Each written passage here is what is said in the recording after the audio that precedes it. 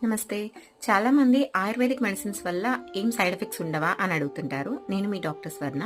Ayurvedic medicines అన్నవి 2 రకాలుగా ఉంటాయండి. ఒకటి హెర్బల్ మెడికేషన్స్, రెండవది మినరల్ డ్రగ్స్ అన్నమాట. ఈ హెర్బల్ మెడికేషన్స్ అన్నవి ప్లాంట్ యొక్క రూట్స్, లీవ్స్, స్టెమ్స్ వీటి యొక్క కాన్స్టిట్యూయెంట్స్ నుంచి మేడ్ అవుతాయి. అలాగే మినరల్ డ్రగ్స్ అంటే ఇవి మెటాలిక్ ప్రిపరేషన్స్ అన్నమాట. ఇవి చాలా పొటెంట్‌గా ఉంటాయి.